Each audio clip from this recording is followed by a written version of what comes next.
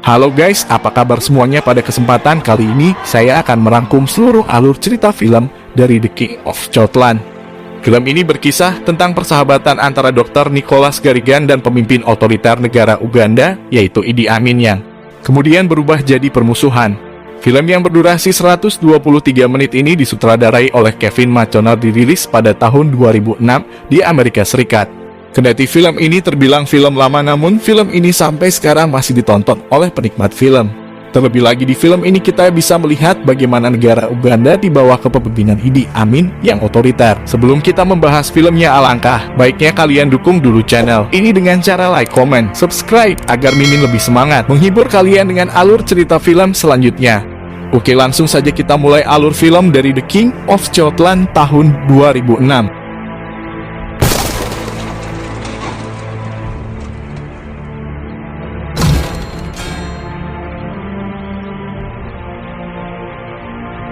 Awal film dimulai dari Skotlandia, tahun 1970, di mana Nicholas Garrigan baru saja lulus dari Fakultas Kedokteran Universitas Edinburgh.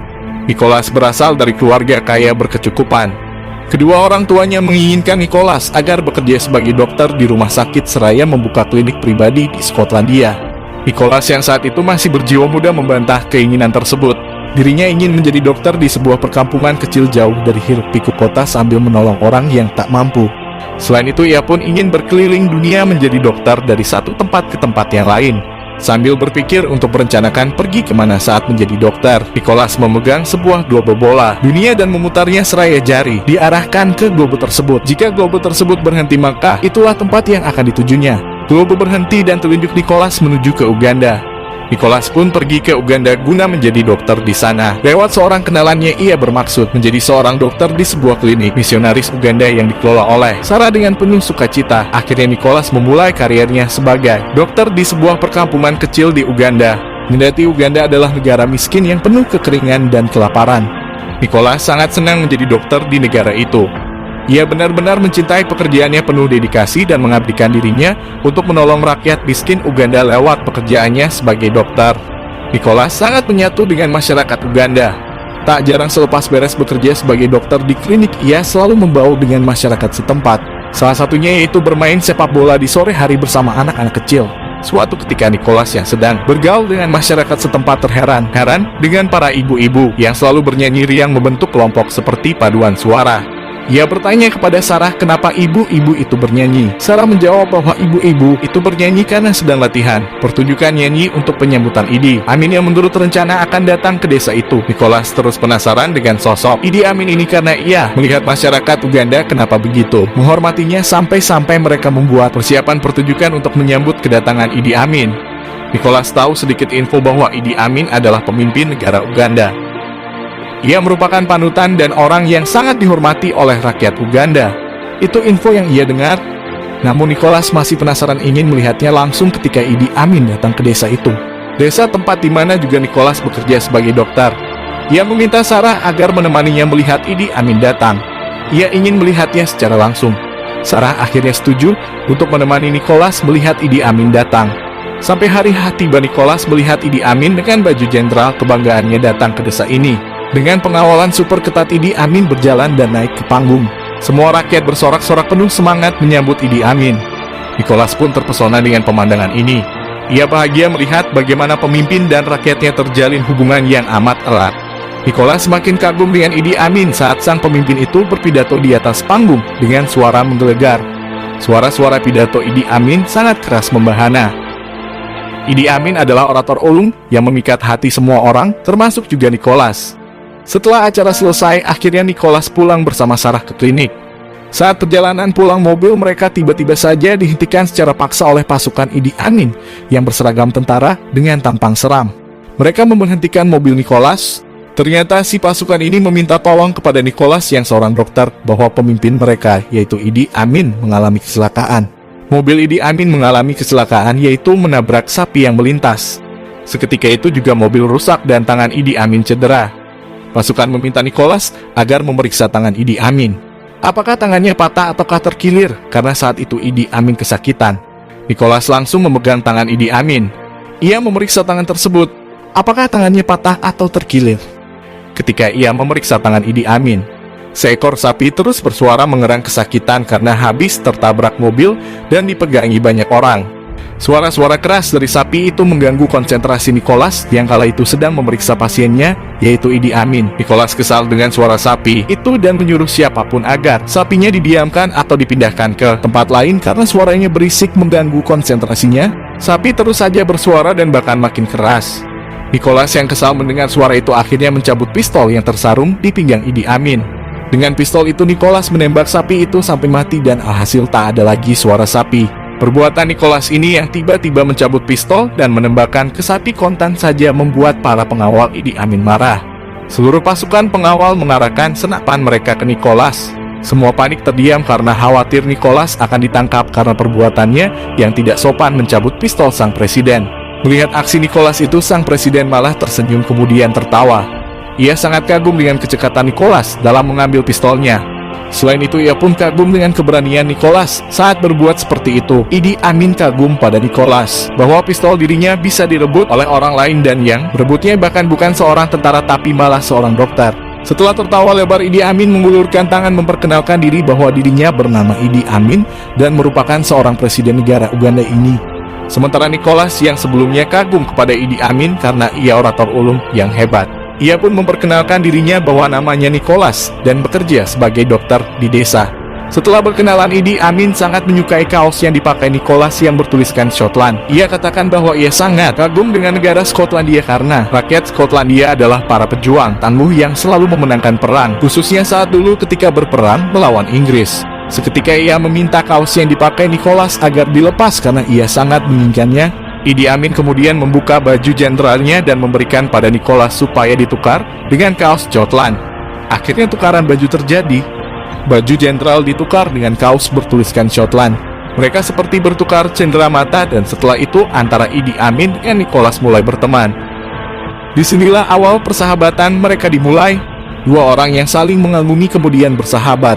Selang waktu berlalu mereka mulai akrab satu sama lain. Persahabatan mereka makin hari makin akrab. Idi Amin kemudian memindahkan Nicholas pindah ke kota menjadi dokter pribadi dirinya dan menjadi dokter bagi keluarganya di Istana Negara.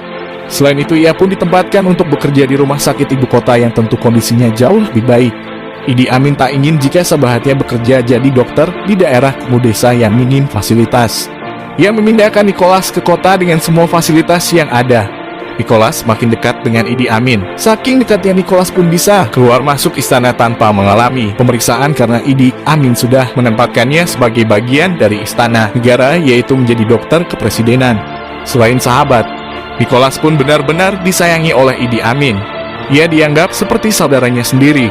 Bahkan Nicholas diberi mobil mewah Mercedes-Benz sebagai hadiah.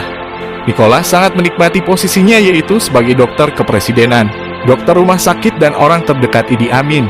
Nicholas begitu senang dengan apa yang dicapainya. Dengan posisinya yang luar biasa, ia bisa jalan-jalan keliling Uganda tanpa mengalami kesulitan. Ia menikmati negara ini dengan segala keindahannya.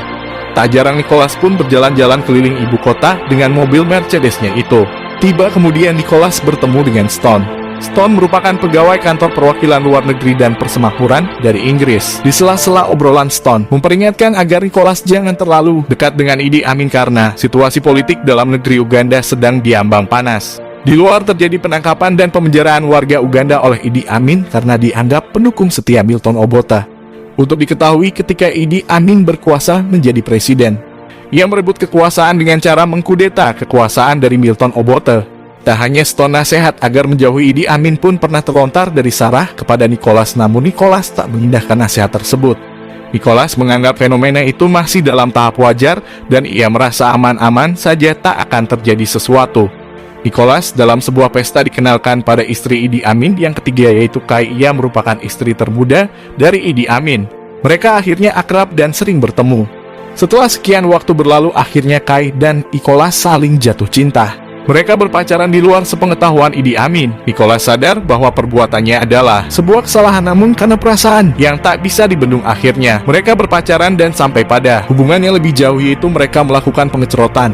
Skandal perselingkuhan ini terus terjadi tanpa sepengetahuan Idi Amin. Ketika Nicholas sadar berusaha menjauh dari Idi Amin, kabar buruk terdengar bahwa Kai hamil. Kai memberitahu bahwa dirinya hamil karena hubungannya dengan Nicholas.